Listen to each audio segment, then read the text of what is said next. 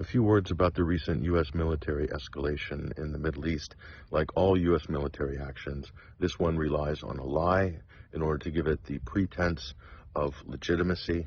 The claim by Washington is that Iranian-backed forces or Iranian proxies have killed 3 U.S. soldiers in Jordan in a place called Tower 22. Now, this is significant where the location is, because had it been a few meters in the Syrian territory, this would have had huge legal implications for the United States. It also meant that the United States would not have been able to retaliate in the broad fashion that it has done, because the fact is the United States has been illegally occupying 25% of Syria's territory since 2017. For no reason at all. Well, there is a good reason why they're there. They're there to squat the Syrian oil fields in and around the Deir ez-Zor area, and to keep Syria from having access to its oil, its gas, also its agriculture as well, all of its resources, while simultaneously the United States and the EU apply vicious sanctions like a total embargo on the country of Syria. So this is all part of the maximum pressure strangulation of Syria. But there's another reason why the United States is there, and specifically in the area of Al-Tanf on the border there with Jordan. This magically is where ISIS loiters and hangs out. And what's amazing is that ISIS doesn't exist in any territory controlled by the Syrian government. ISIS only exists and is allowed to exist in areas where the United States military are.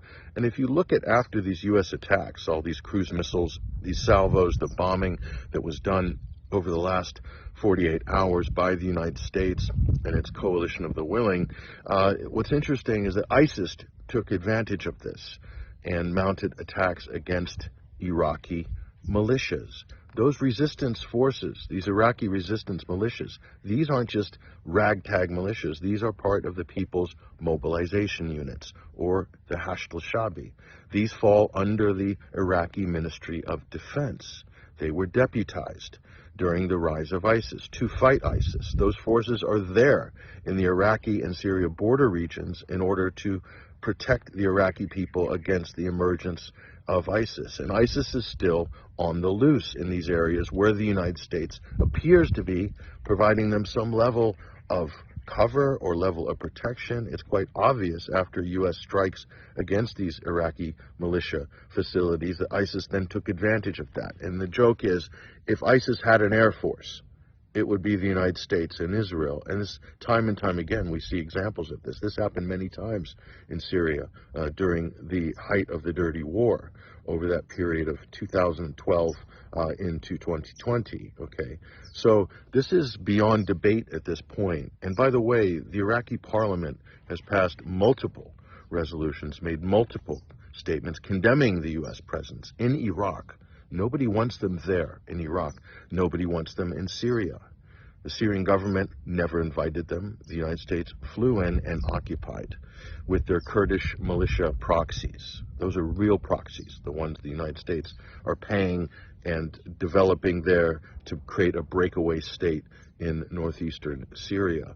A lot of people might be surprised at everything I'm saying, but this is all factual. You can go ahead and look it up, but you will not, I guarantee you will not hear or see anything like this in the United States mainstream media or the European media or the UK for that matter. This idea that the United States has to escalate in order to de-escalate tensions in the region is ridiculous. Likewise, the idea that the United States is doing this as a deterrent against Iran is ridiculous, because Iran didn't attack the United States.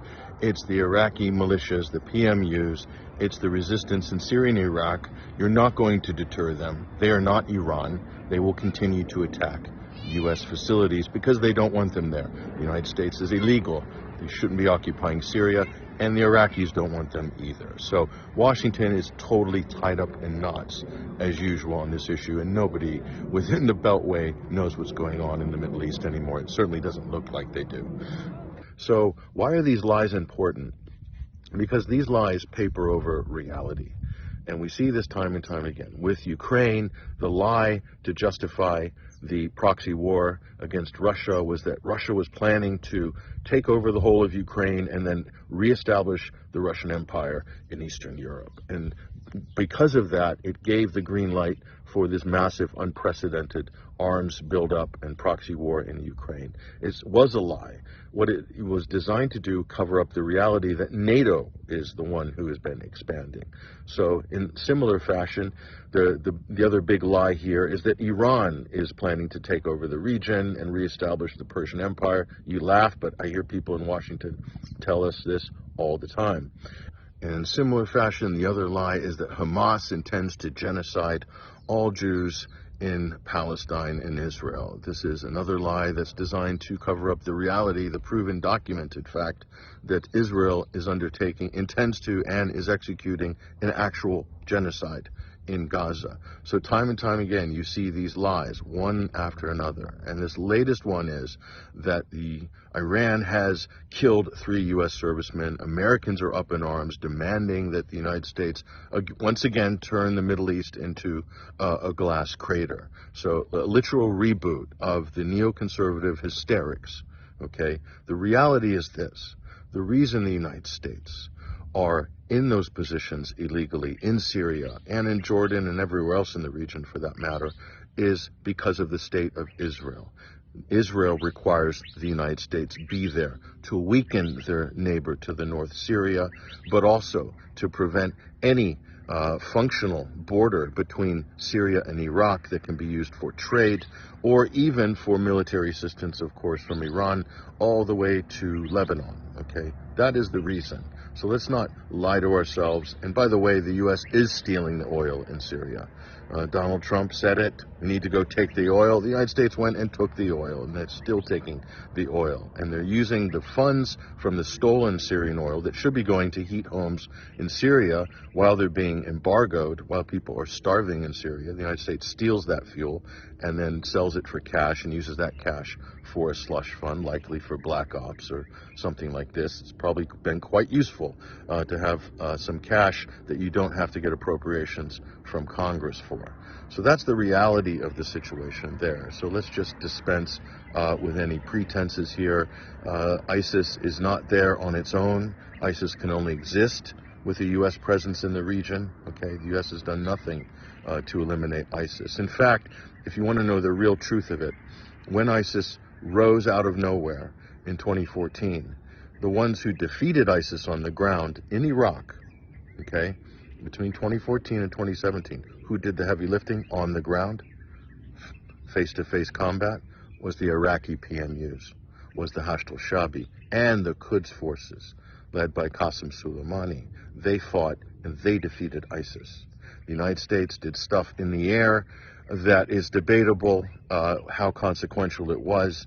They did manage to flatten the entire city of Mosul and Iraq, so the United States does have that on its resume. They are good at reducing cities to rubble, like the Israelis have done in Gaza. So, but in terms of actual defeating ISIS, who took the losses, who drew the blood, it was the Iraqis.